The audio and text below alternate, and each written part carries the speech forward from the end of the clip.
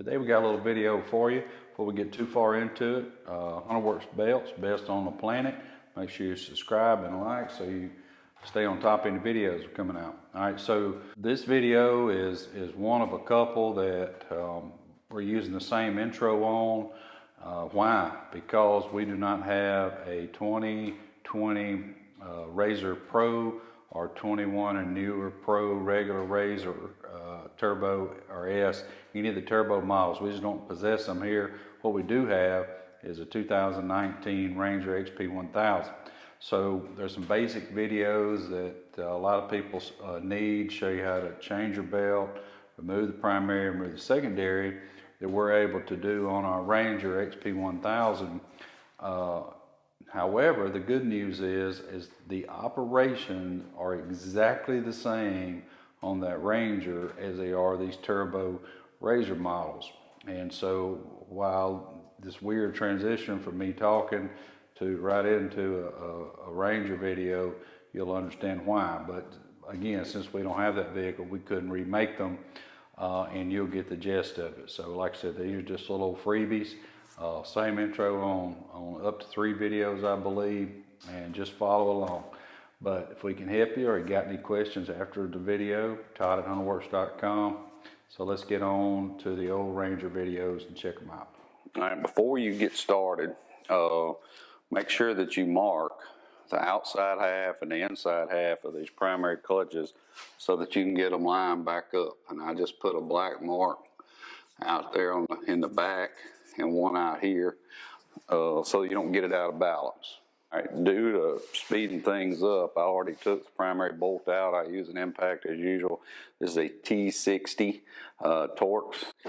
Now, here's a pretty cool part, and I'm old, so I'm gonna be putting reading glasses on and all throughout this. Just a weekend. Yeah, I work on the weekends, help you guys out, and just do what we gotta do.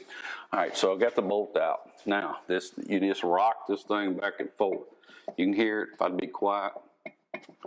Rock it. Rock, rock, rock, rock. All right, be careful because there are some, I've heard it, there are some parts in here and that you do not want to drop. All right, also, there's some pieces in here that can get out of whack. So it's probably, unless you're going to, and I'll come back to that in a second, and unless you're going to take this apart, it probably just behoove you just to keep your finger on that and keep that one piece, okay? We're not literally going to take this thing apart today. That's for another day.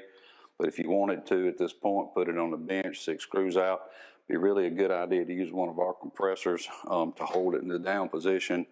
Take this pressure off. You don't have to have it, but it will just really work amazing. And you can take them off. There's X's in here, there's X in here to line it back up. Like I said, this ain't what the video today is about. So make sure that you get this, hold that one piece. All right, now, this slid off of that. There is this cup. Goes right here. It's what if it didn't come off, that's what it'd be looking like. Maybe I can zoom in, get my hand out of the way, zoom in with the software. Take it off. Pay attention to what you're taking off. Your little spring. And then mine has a lockout ring on it. Highly recommend. Google that if you don't know what it is. Maybe we should start selling them. All right, then you take off your one-way bearing assembly and the plastic, whatever they call it. I don't even know what you call it. All right, while you got it, give it a good inspection, do what you got to do to it, okay? Now, suppose you want to take this completely off for work on one, whatever.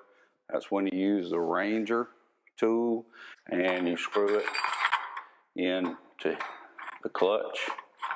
I'm not actually going to pop mine off today because I'm getting ready for duck season. So you'll screw this in till it bottoms out on the crank.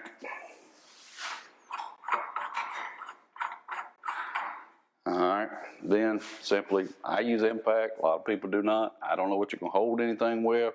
I personally think you get in trouble when you're trying to use wrenches and holding and busting aluminum and all that. Just You know, I'm gonna say what I'm not saying. Use a damn impact, but do not call me if you bust your stuff, well, with an impact. So anyway, screw it in, hit it, pop, and this thing will just pop right off the crankshaft, okay? Now, going back together, obviously, pull your puller back out.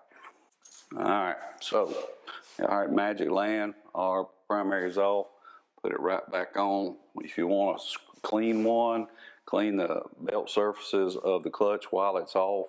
You can use, I personally use Scotch-Brite and brake clean, and when you're done scrubbing, just wipe it down with brake clean so that you don't have any residue on it. Okay. Put the little mechanism plastic piece back in here. One-way bearing. Get it in position to where it's flush with the back end. If you got a Gilliman lockout ring, now's the time to do that. All right, it goes right around that little lip. And then a spring. And then this spacer, okay? All right, going back on, as I said, just slide her back on. Comes to a positive stop. Put your bolt back in. Because I use an impact, I couldn't even tell you the torque value.